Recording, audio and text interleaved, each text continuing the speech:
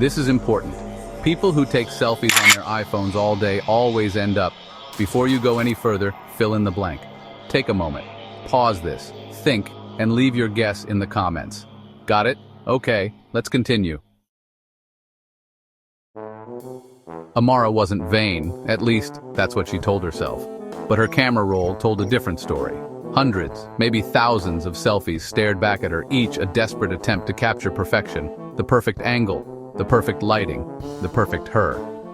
It was harmless, right? Everyone did it. Selfies were just a way of documenting her life, a way to connect with her friends on Instagram and TikTok. New day, new me.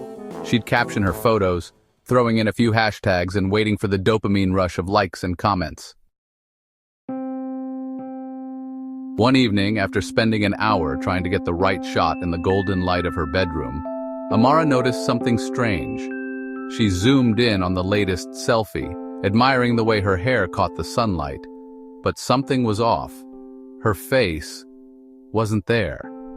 The background was perfect. The soft glow of her fairy lights, the unmade bed in the corner, even the shadow of her phone in her outstretched hand.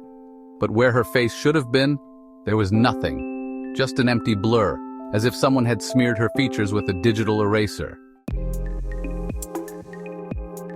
She frowned, scrolling back through her photos. The one before it was fine. So was the one before that. Maybe it was a glitch.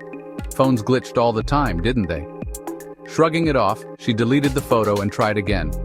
She tilted her head, adjusted her smile, and snapped another picture. When she looked at it, her face was gone again. "Come on," she muttered, shaking her phone as if that would help. She switched to the front-facing camera and stared at herself, moving her head side to side. Her reflection seemed normal. She snapped another photo. Gone. Her stomach churned as she scrolled through her gallery again. A chill ran down her spine. It wasn't just the new photos. Randomly, sporadically, throughout her collection of selfies, her face was missing. Sometimes it was blurred. Other times it was just empty, like a void where her features should have been. "Amara, are you okay?" "Yeah, just phone's acting weird." "Again? You should get that checked." Sophie disappeared into the kitchen, leaving Amara alone with her thoughts. That night she couldn't sleep. She lay in bed staring at her phone, scrolling through her photos again and again. The missing faces were like black holes, drawing her deeper into paranoia. She posted a few of the photos online, hoping someone could explain what was happening. Weird glitch or something else? Anyone seen this before? The comments poured in quickly. Commenter 1, creepy as fuck. Commenter 2, looks like some kind of spirit thing. Commenter 3, maybe it's a sign to stop taking so many selfies, lol. She rolled her eyes at that last one, but something about it stung. Was she taking too many selfies? Did that even matter?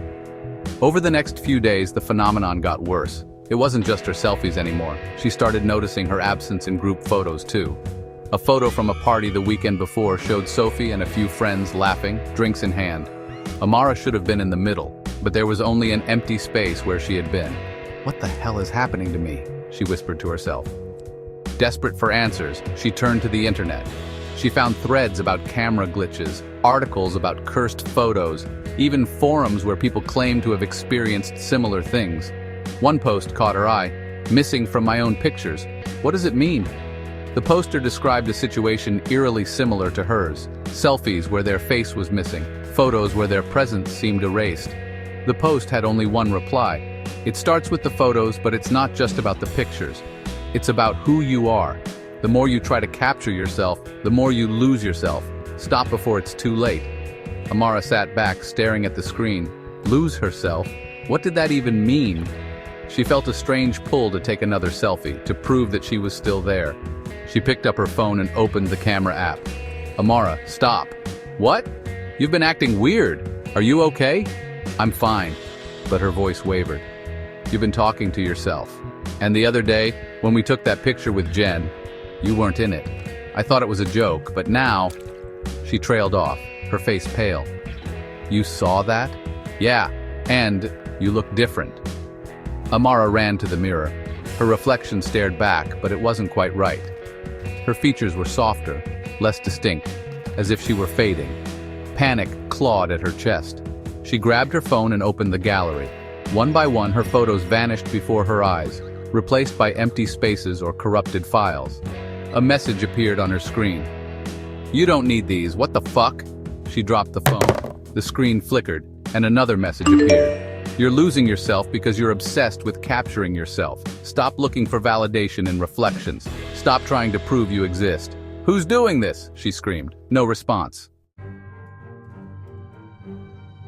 That night, she deleted her social media accounts. She threw her phone in a drawer and swore off selfies. Days turned into weeks, and she started to feel normal again. But something still lingered, a nagging doubt in the back of her mind. One day, Sophie asked her to take a group photo. Amara hesitated but agreed, using Sophie's phone instead of her own. When she looked at the picture, everyone was there, except her.